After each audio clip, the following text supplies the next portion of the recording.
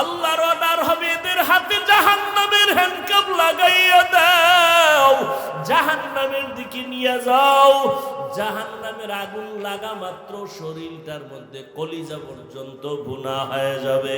ওয়াসিকাল্লাযীনা কাফারু ইলা জাহান্নামা যুমারা হাত্তা ইযা জাউহা ফুতিহাত আবওয়াবুহা ওয়া ক্বালা লাহুম খাযানাতুহা আলাম ইয়াতিকুম রুসুলুম মিনকুম ইয়াতলুনা আলাইকুম আয়াতি রাব্বিকুম ওয়া ইউনযিরুনাকুম লিকা يومكم هذا قالوا بلى ولكن حقت كلمة العذاب على الكافرين। জাহান্নামের দিকে নেওয়া হবে টানতে টানতে হাসরাইয়া। আল্লাহর আযাব বড় ভয়ঙ্কর। আল্লাহ কোরআনে বলেন, ও দুনিয়ার মানুষ, তোমাদের কলবটা কি এত খারাপ? তাকায় দেখো আমার আযাবের ভয়ে পাথর, শক্ত পাথরও কান্না করে। সুম্মা কাসাত কুলুবুকুম মিন বাদি যালিকা ফাহিয়া কাল হিজারা আও আশাদ্দু কাসওয়া ওয়া ইন্না মিনাল হিজারাতি লামা ইয়াতাফাজ্জারু মিনহুল আনহার ওয়া ইন্না মিনহা লামা ইয়াশাক্কাকু ফায়াখরুজু মিনহুল মা ওয়া ইন্না মিনহা লামা ইয়াহবিতু মিন খাশিয়াতিল্লাহ ওয়া মাল্লাহু বিগাফিলিন আম্মা তা'মালুন। আল্লাহ কোরআনে বলেন, ও বান্দা তুমি না মানিয়া কোথায় যাবা? আল্লাহর আযাবের ভয়ে পাহাড়ের মধ্যে তাকায় দেখো, পাহাড়ের পাথরগুলো কান্না করে আল্লাহর আযাবের ভয়। কারণ আল্লাহ কোরআনে সূরা তাহরিমে বলেন, ওয়াকুদুহান নাসু ওয়াল হিজারা, জাহান্নামের আগুন জ্বালাইতে আল্লাহ ব্যবহার করবেন মানুষ আর পাথর।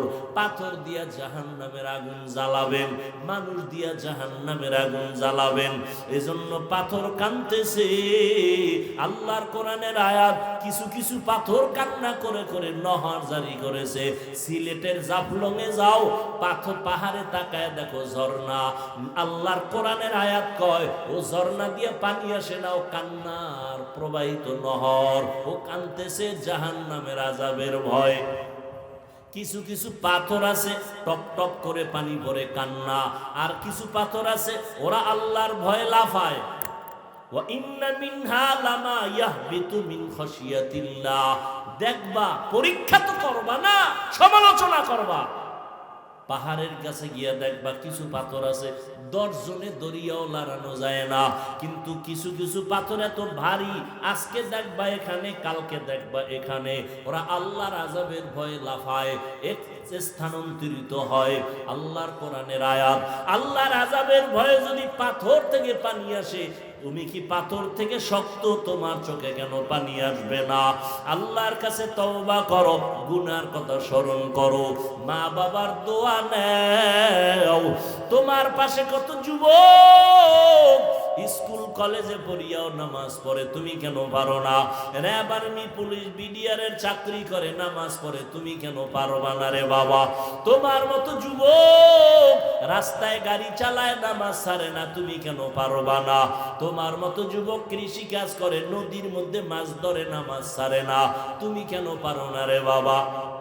ও বৃদ্ধ বাবাজি, আপনার মতো কত বুড়ারা হাতে লাঠি নিয়ে মসজিদে গিয়া নামাজ পড়ে, আপনি কেন পারেন না?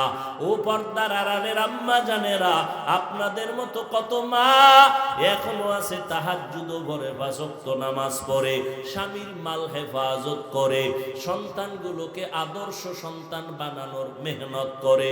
ও পর্দার আড়ালের বোনেরা, তোমার মতো কত বোন আছে নামাজ পড়ে, পর্দা রক্ষা করে, মোবাইলে সময় নষ্ট করে না, তুমি কেন পারবা না? এখন থেকে তওবা করে নাও। মা বাবার দোয়া ছাড়া কসম আল্লাহর তোমার সফলতার দরজা খুলবে না।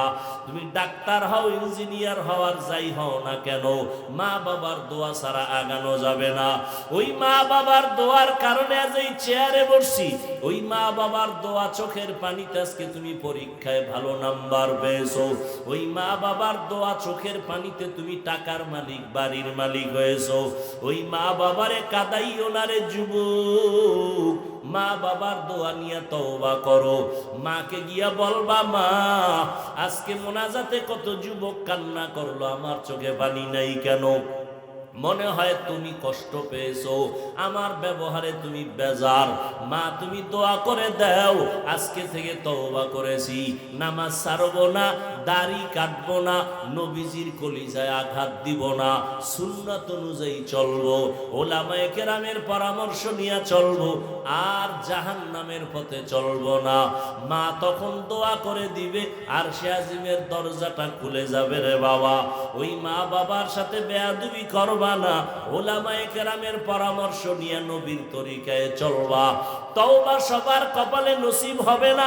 শুরুতেই বলেছিলাম, নবীজির বয়ানে আবু জাহাল কালেমা পড়ে নাই। আবার দেখো তাকাইয়া, নবীজির কল্লা কাটতে আসিয়া ওমরের মতো বান্দা কালেমা পড়ে ফেলেছে। এখানে কিয়ামত পর্যন্ত কিছু মানুষ এভাবেই থাকবে, আবু জাহালের মতো পাথরওয়ালা অন্তর। হাজারো বয়ানে দিল নরম হবে না, বরং বয়ানের পরে বাইরে গিয়া সমালোচনা করে গুনাহগার হবে। আর একদল আল্লাহর বান্দা ওমরের মতো গুনাহগার, কিন্তু ময়দানে আসার পরে দিলটা নরম হয়ে যাবে, কান্না করে তওবা করবে, আর বলবে জীবনে গুনাহ করব না, নামাজ ছাড়ব না। জানি না কার কপালটা আবু জাহালের মতো, কার কপাল ওমরের মতো। এখনো সময় আছে, তওবা করে নাও। মনে মনে মনে মনে বলো, আল্লাহকে ডাকো, আর বলো, হে আল্লাহ, জীবনে গুনাহ কম করি নাই, তুমি রাগ করিয়া পানি বন্ধ করো নাই, খানা বন্ধ করো নাই। সুবহানাল্লাহর আওয়াজ যারা দিয়েছেন, এই আওয়াজ যত দূর পর্যন্ত মাটির মধ্যে চলে গেল, আল্লাহর কোরআনের আয়াত সাক্ষী, এই জমিন আপনার আমার পক্ষে সাক্ষী হয়ে যাবে। ইয়াউমাইযিন তুহাদ্দিসু আখবারাহা, জমিন আপনার সব খবর প্রকাশ করবে। ভালো বললেও করলেও বলবে, হ্যাঁ আমার সামনে বসে নামাজ পড়েছে। আবার মাটির মধ্যে লাফাইয়া মদের বোতল নিয়ে নাচ গান করলেও বলবে, আমার উপরে দাঁড়ায় অন্যায় করেছে। দরকে আমদ ই জমিদার নেকো বাত কে জেনা দি দাগওহি হাদেহা। আল্লাহ মুমিনকে বললেন, তাকওয়া অর্জন করো। বেঈমানকে কেন বলেন নাই? জান্নাত শুধু মুমিন পাবে, বেঈমান পাবে না। মুমিনেরে বলেন তাকওয়া অর্জন কর, কারণ আল্লাহর মহব্বত চূড়ান্ত পর্যায়ে যদি গভীর করার লাগে, তাকওয়ার মেডিসিন ছাড়া আল্লাহর মহব্বত গভীর করার কোনো আর মেডিসিন নাই। এজন্য কোরআনের শুরুতেও তাকওয়া, কোরআনের শেষেও তাকওয়া। যালিকাল কিতাবু লা রাইবা ফি হুদাল লিল। আল্লাহ বলেন, আমি কোরআনটা দিলাম একমাত্র মুত্তাকিনদের হেদায়েতের জন্য। মুত্তাকিন কারা? যাদের মধ্যে তাকওয়া থাকে। তাকওয়া মানি কার ভয়? আল্লাহর ভয়। এই তাকওয়া থাকার জায়গা অন্তর। এটা মায়ের গর্ভ থেকে নিয়ে আসা যায় না, এটা অর্জন করা লাগে। তাকওয়া কেমনে অর্জন করব? কয় ঠিকানা আছে দুইটা, ওই দুই ঠিকানা থেকে তাকওয়া অর্জন করো। এক ঠিকানা হলো রমজানের রোজা, আর এক ঠিকানা হলো আল্লাহর কলিজার বান্দা যারা তাহাজ্জুদওয়ালা, তাদের নেক নজর। রোজার দ্বারা তাকওয়া হয়, নামাজের দ্বারা না। কুতিবা আলাইকুমুস সিয়াম কামা কুতিবা আলাল্লাযীনা মিন ক্বাবলিকুম লাআল্লাকুম তাত্তাকুন। রমজানের রোজার দ্বারা তাকওয়া অর্জন করো, কারণ তাকওয়া এত দামি কেন? আল্লাহ কোরআন নাজিলের শেষেও বলেন তাকওয়া, ওয়াত্তাকু ইয়াওমান তুরজাউনা ফীহি ইলাল্লাহ সুম্মা তুওয়াফা কুল্লু নাফসিন বিমা কাসাবাত ওয়া হুম লা ইউযলামুন।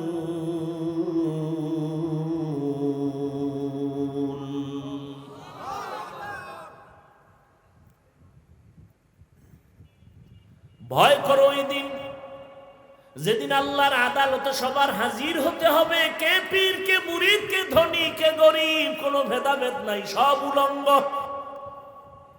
আজকে না ভাব দেখাই আমি বড় বক্তা, আমি বড় মুহাদ্দিস, বড় মুফতি, বড় ডাক্তার, বড় টাকাওয়ালা।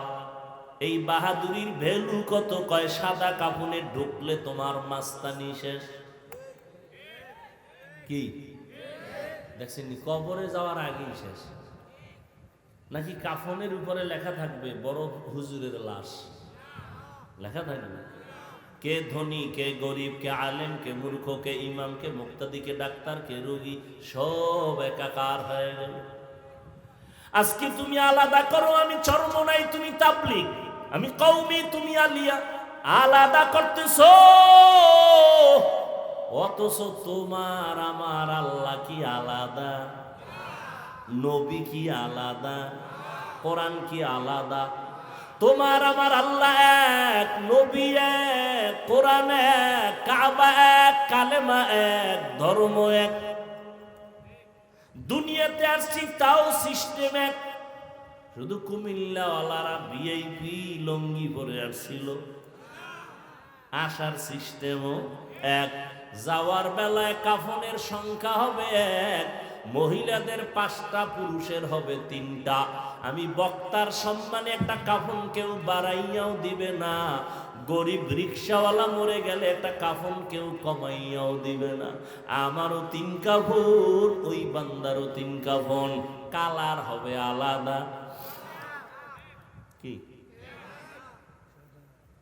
যারা নামাজি তাদের কাফনের কালার একরকম, যারা বেনামাজি তাদের কাফনের কালার ভিন্ন না? সবে কবরের সাইজও হবে।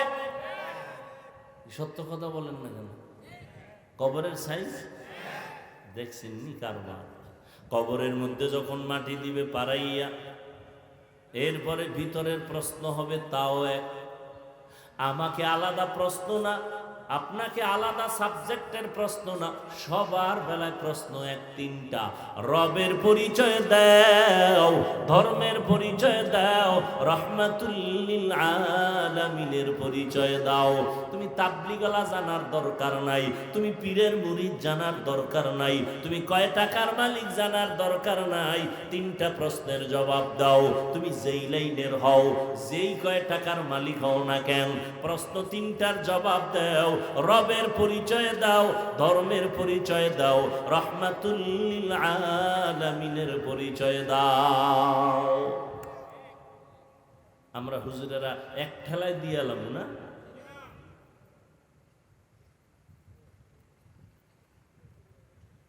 হুজুরেরা যদি দেওয়ার গ্যারান্টি থাকতো তো জান্নাতের টিকিট হাতে পাইয়া আবু বকর সারা জীবন কাঁদলেন কেন? जिंदगी में बंदगी तू करना है, जिंदगी में बंदगी तू करना है,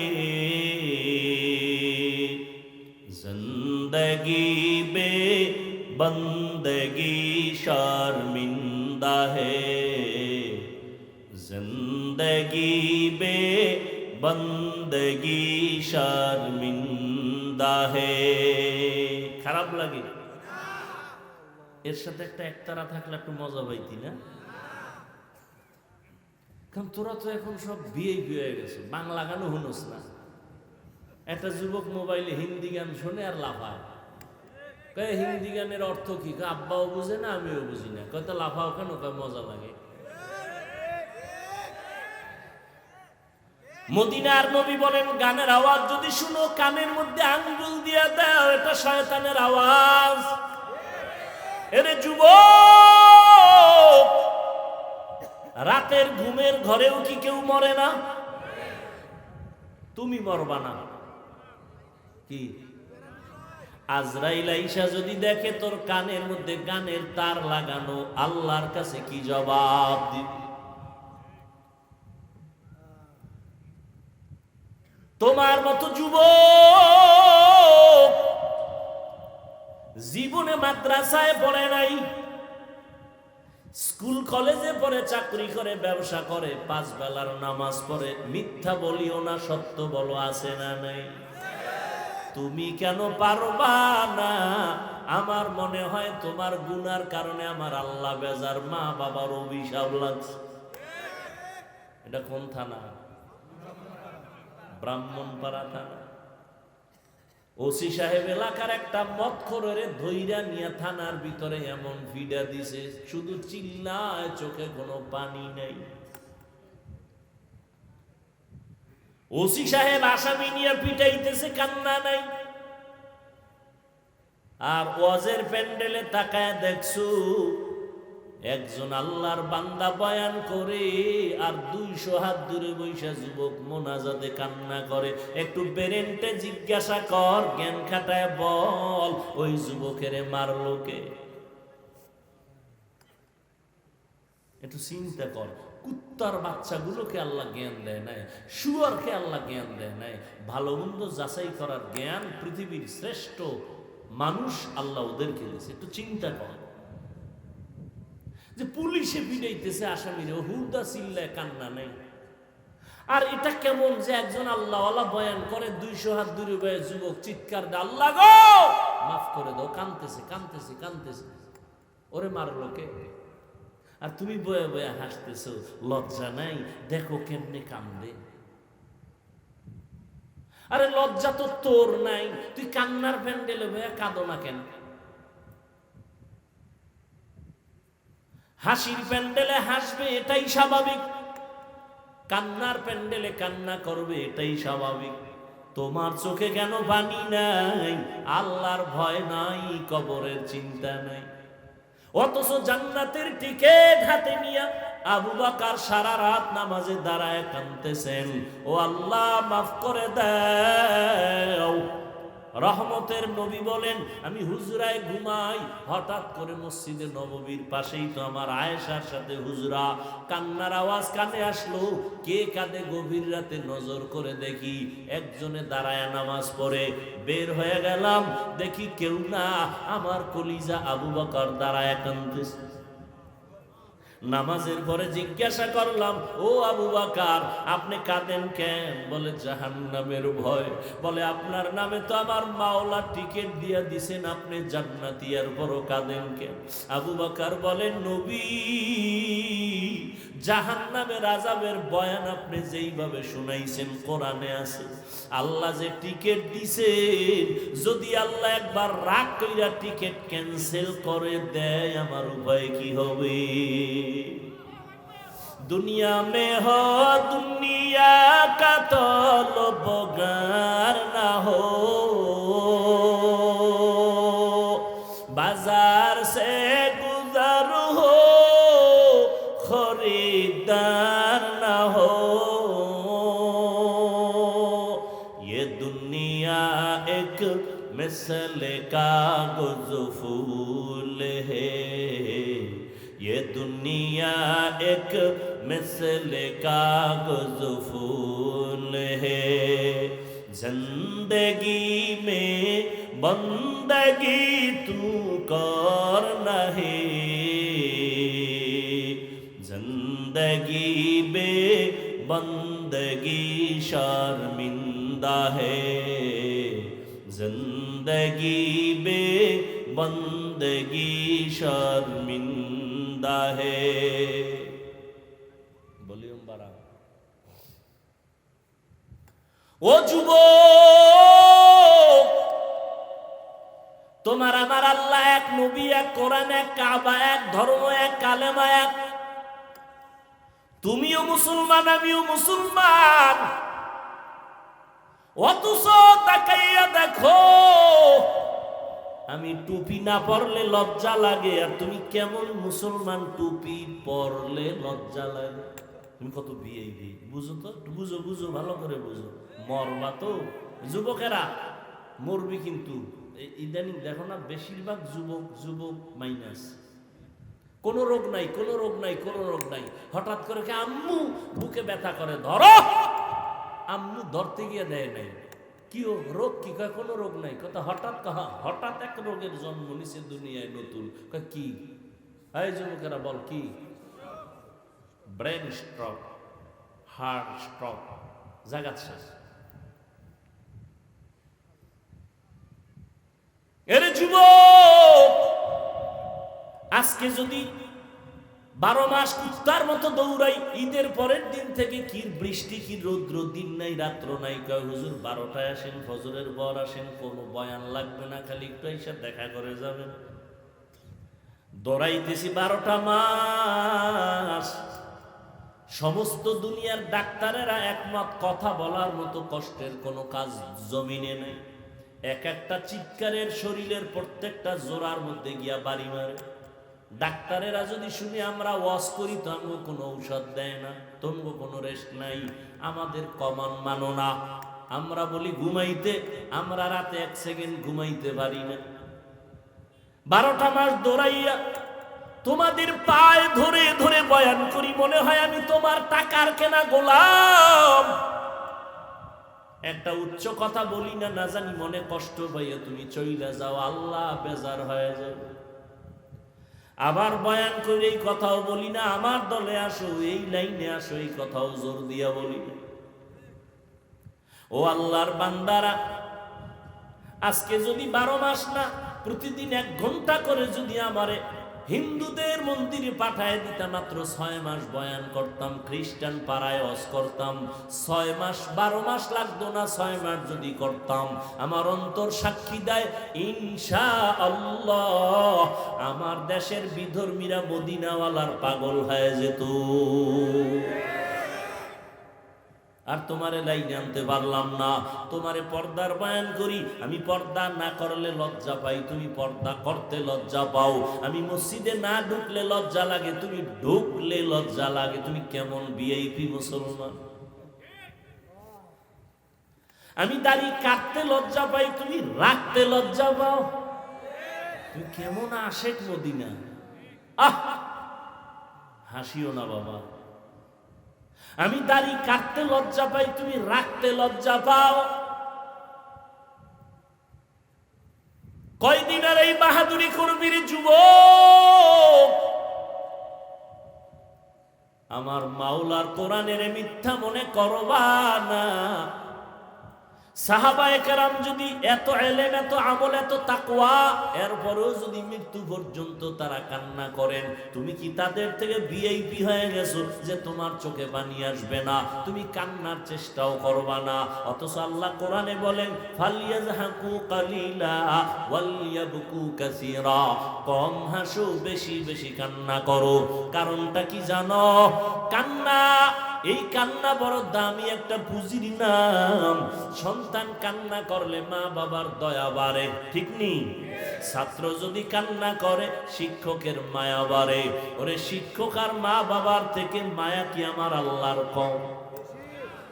ওই আমার মাওলার কাছে যদি 1 ফোঁটা চোখের পানি সারিয়া বলো, দয়ার মালিক, জীবনে গুনাহ করিয়া জীবনটাকে নষ্ট করে ফেলেছি রে আল্লাহ, কিন্তু কোরআনের বর্ণনার জাহান্নামের যেই বয়ান শুনাইছে আলেমরা, আমার উপায় কি হবে? সূর্যের গরম সইতে পারো না, ইতিহাসের শ্রেষ্ঠ গরম। বিজ্ঞানীরা বলে সূর্যটা জমিন থেকে 9,30,00,000 মাইল উপরে। রাতের বেলা সূর্য নাই, তারপরও গরম সহ্য করা যায় না। কিয়ামতের দিন সূর্য মাথার উপরে চেপে আসবে, ওই দিন কেমনে সহ্য করবারে বাবা? আরে আমার নবী, যার কোনো গুনাহ নাই, সেই নবী আম্মা জান আয়েশা বলেন, দেখি আমার হুজরায় বয়া নবীজি নিজে কাঁদতেছে। আমি আয়েশা অল্প বয়স, কারণ আমার 6 বছর বয়সে নবীর সাথে বিয়া হয়েছে। কয় বছর? মাত্র 6 বছর। 9 বছর যখন আমার বয়স, তখন আমি নবীর ঘরে গেছি। আর আমার যখন 18 বছর বয়স হইল তখন নবী আমার থেকে বিদায় নিয়ে চলে গেলেন রওজা মোবারকে। আর আমগো বোনদের তো 18তে বিয়েই হয় না। আম্মা জানের 18 বছর যখন বয়স নবী বিদায় হয়ে গেলেন, মাত্র নবীজির ঘর করলেন আমার আম্মা কয় বছর? মাত্র 9 বছর। 18 বছরের মেয়ে মাত্র নবীরে পাইলেন 9 বছর। তো এই 9 বছরে আম্মা জান কি পাইছেন? এই বয়ান করলে সারা রাত চলে যাবে। আম্মা জান এই 9 বছরে কি পাইছেন? তবে 1 মিনিটে একটা কথা বলি। আম্মা জান বলেন 9 বছরে রসুলের নেক নজর পাইছি, সোহবত পাইয়া আমি 2000-এর উপরে হাদিসের হাফেজা হয়ে গেছি এবং পৃথিবীর শ্রেষ্ঠ তাফসীর করনেওয়ালা আমি আয়েশা হয়েছি। এরে আল্লাহর গোলাম, সেই নবী আয়েশা বলেন দেখি আমার হুজরায় বসে কাঁদেন। ভয় পেয়ে গেলাম নবীর সাথে না জানি আমার কোনো বেয়াদবি হলো। আমি জিজ্ঞাসাই করে ফেললাম নবী কাঁদেন কেন? আমি আয়েশার কোনো বেয়াদবি কয় না না, ও নবী তো কেন কাঁদেন? নবী বলেন ও আয়েশা, কিয়ামতের দিনের কথা মনে পড়েছে। কিয়ামতের এমন ভয়ঙ্কর হালাত আমার উম্মতের উপায় কি হবে? আম্মা জান বলেন কেমন হালাত হবে নবী? আম্মা জানকে নবী বলেন হাসরের ময়দান তেমন কঠিন হবে, এই জমিন হবে কিয়ামতের মাঠ। এই জমিন আল্লাহর আদালত হবে, সমস্ত নারী পুরুষ উলঙ্গ দাঁড়াবে। একদিকে সূর্যের গরম, জমিনটা মাটি থাকবে না, তামা হয়ে যাবে। অন্যদিকে জাহান্নামের আওয়াজ, জাহান্নামের আওয়াজে হাসরের ময়দানটা থরথর করে কেঁপে উঠবে। আম্মা জানকে নবী বলেন ও আয়েশা, আমার আল্লাহ রাগান্বিত আওয়াজ দিয়ে বলবেন লিমানিল মুলকুল ইয়াউম লিল্লাহিল ওয়াহিদিল কাহ্হার। আল্লাহ পাক আওয়াজ দিয়ে বলবেন আজকের দিনের রাজত্বটা কার? এই আওয়াজে মানুষ এতটাই ভয় পাবে, নবীদের কোনো গুনাহ নাই তারাও কান্না শুরু করবেন। ঈসা নবী কাঁদবেন, মুসা নবী কাঁদবেন। কান্না কইরা কেউ বলবে না উম্মতের কি উপায় হবে, সবাই কান্না করবে নিজের জন্য, নিজের জন্য। আদম কাঁদবে আমার উপায় কি, মুসা নবী কাঁদবেন আমার উপায় কি, ঈসা নবী কান্না করবেন আমার উপায় কি। আম্মা জান বলেন তখন উম্মতের কি উপায় হবে? উম্মতের নিয়ে মুসা নবীও ভাববেন না, ঈসা নবীও ভাবনা করবেন না। উম্মত গুলো যাবে সুপারিশের জন্য, বলবে আমি পারবো না। মুসা নবী বলবে আমি পারবো না। পরে তারপরে কি হবে? নবী বলেন এই উম্মত গুলো ঘুরে ঘুরে খুঁজবে আখিরি নবী মুহাম্মদ কোথায়। উম্মতেরা খুঁজতে থাকবে। তখন নবী বলেন আয়েশা আমারে খুঁজে খুঁজে কোথাও পাবে না। ও নবী আপনি তখন থাকবেন কই? নবী বলেন আমি তখন থাকবো মাকামে মাহমুদ, আমার মাওলার সামনে সেজদায় পড়ে আমি কান্না করব। মুসা নবী কাঁদবেন আর বলবেন আমাকে বাঁচাও। আর আমি মুহাম্মদ একবারও বলবো না আমারে বাঁচাও। আমি কান্না করে বারবার বলবো আল্লাহ আমার উম্মতের বাঁচাও, আমার উম্মতের বাঁচাও। আমার একটা উম্মত যেন জাহান্নামে না যায়। তখন নবী কি উপায় হবে? তখন আমার নবী বলেন ও আয়েশা আমার আল্লাহ আমার কান্না বরদাস্ত করতে পারবেন না। আল্লাহ বলবেন নবী আপনি মাথা উঠান, আপনার উম্মত গুলো ধরে ধরে বাছাই করে করে জান্নাতের দিকে নিয়ে যান। নবী তখন আপনি কি করবেন? বলে আমি খুশিতে আমার উম্মত গুলো বাছাই কইরা কইরা জান্নাতের পথে নিব। আম্মা জান বলেন কোটি কোটি কোটি কোটি মানুষের ভিতরে মুসা নবীর উম্মত, ঈসা নবীর উম্মত, নূহ নবীর উম্মত, আপনার উম্মতের চিনবেন কি করে? নবী বলেন, ও আয়েশা, আমার উম্মত যারা ওযু বানাইয়া 5 বেলার নামাজ পড়বে, কিয়ামতের ময়দানে তাদের ওযুর জায়গাগুলো নূরের আলোতে ঝলমল করতে থাকবে। আমি দেইখা আমার উম্মত গুলোরে ধইরা ধইরা জান্নাতের রাস্তায় নিয়া হাউজে কাউসারের সামনে লাইনে দাঁড় করাইয়া আমি নিজে হাত দিয়া পানি উঠায় উঠায় কাউসারের পানি পান করাবো। আমার উম্মতের এমন পানি দিব, কিয়ামতে আর কোনো পিপাসাই লাগবে না। ও উম্মতেরা, নবী বলেন এক পর্যায়ে আমার উম্মতের পানি পান করানোর মাঝামাঝি একটা পর্দা পড়বে মাঝখানে। উম্মত একদল পানি পান করে জান্নাতের গেইটের সামনে যাবে, আর একদল পর্দার ভিতরে থেকে গেল, এদের আসতে দেওয়া হচ্ছে না। আমি নবী বলবো, ও ফেরেশতারা পর্দা দিয়া বাধা দিলা কেন? ফেরেশতারা বলবে, নবী, এরা আপনার আসল উম্মত না। আপনি দুনিয়া থেকে বিদায়ের পরে আপনার সাহাবায়ে কেরাম, ওলামায়ে কেরাম পাও ধরে ধরে বয়ান করত, কিন্তু এরা মানত না। এরা কোরআনের বিরোধিতা করত, দ্বীনের বিরোধিতা করত, আলেমের বিরোধিতা করত, সুন্নত জবাই করত।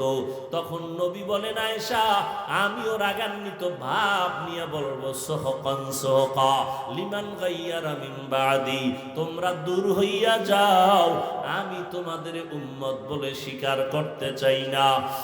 বাতাস বন্ধ করো নাই, সম্মান থেকে ফালায়া দাও নাই। আজকে থেকে তওবা করে নিলাম, মরিয়া গেলে যাব, বেঁচে থাকলে থাকবো তোমার দয়া। তবে আর নামাজ ছাড়বো না, দাড়ি কাটবো না, বেপরদায় চলবো না। তুমি ডাক্তার হও, ইঞ্জিনিয়ার হও, প্রফেসর হও, সম্মান বেড়ে যাবে। মা বাবার দোয়া নিয়ে চলবা, কষ্ট আর দিবা না। নিয়ত যদি পাক্কা থাকে, অন্তরে কোনো মুনাফিকি না থাকে, তওবার নিয়ত যাদের খাঁটি আছে তাদের বলবো, দুটো হাত আল্লাহকে দেখায় দাও। আয় আল্লাহ, আমাদের হাতগুলো কবুল করে নেন, তওবা কবুল করে নেন, তওবার উপরে মজবুত হইয়া চলার মতো তৌফিক দান করেন, আমিন। আলহামদুলিল্লাহি রাব্বিল আলামিন, ওয়াসসালাতু ওয়াসসালামু আলা সাইয়্যিদিল আমবিয়াই ওয়াল মুরসালিন ওয়া আলা আলিহি ওয়া আসহাবিহি আজমাইন। ইয়া আরহামার রাহিমিন, ইয়া আরহামার রাহিমিন, ইয়া আরহামার রাহিমিন। রব্বিরহামহুমা কামা রব্বায়ানি সগীরা। আল্লাহুম্মা ইন্নাকা আফুউন কারীম তুহিব্বুল আফওয়া ফা'ফু আন্না। আল্লাহুম্মা ইন্না নাসআলুকা রিযাকা ওয়াল জান্নাহ ওয়া নাউযু বিকা মিন সাখাতিকা ওয়ান নার। ও দয়ার মালিক, প্রচন্ড গরমের তাপ সহ্য করা যায় না রে আল্লাহ। এরপরও আপনার কিছু গোলামরা কষ্টকে সহ্য করে এই কোরআনের বাগান থেকে ভাগিয়া যায়। ব্যস্ততার মাঝেও তারা কোরআনের ময়দানে আসছে। আমার কলিজার কত যুবক, ও আল্লাহ, কত মুরব্বী হাদিসা, কত ব্যবসায়ী চাকরিজীবী, কত উলামায়ে কেরাম, কত মা বোনেরা। ও আল্লাহ, দুনিয়াতে যেদিন আসছিলাম কত পবিত্র, মা বাবা কত খুশি আর আনন্দ করেছিল। আজকে সেই জীবনটা কেমন যেন গুনার কারণে নাপাক হয়ে গেছে। গুনার কারণে তুমি বেজার। মা বাবা এত আদর করতেন, কিন্তু আজকে গুনার কারণেই মা বাবা আমাকে দেখতেই পারে না, মনে মনে বড় কষ্ট পায়। গুনার কথা স্মরণ করিয়া দেখি, মনে হয় যেন গুনার কারণে আমার হাত দুইটা নাপাক হয়ে গেছে, গুনার কারণে আমার জিহ্বাটা নাপাক, আমার চক্ষু দুইটা নাপাক, আমার অন্তর নাপাক। ও আল্লাহ, এই গুনার খবর আমার মা বাবায় জানলে কেউ সম্মানের নজরে দেখতেন না। আমার স্ত্রী পরিবার জানলে কেউ আমারে মহব্বত করত না। ও আল্লাহ, আপনি কেমন দয়ার মাওলা। আপনার দেওয়া পানি আপনার দেওয়া বাতাস, আপনার দেওয়া সূর্যের আলো, চাঁদের আলো সব আমরা ভোগ করিয়া আপনার নাফরমানি করলাম।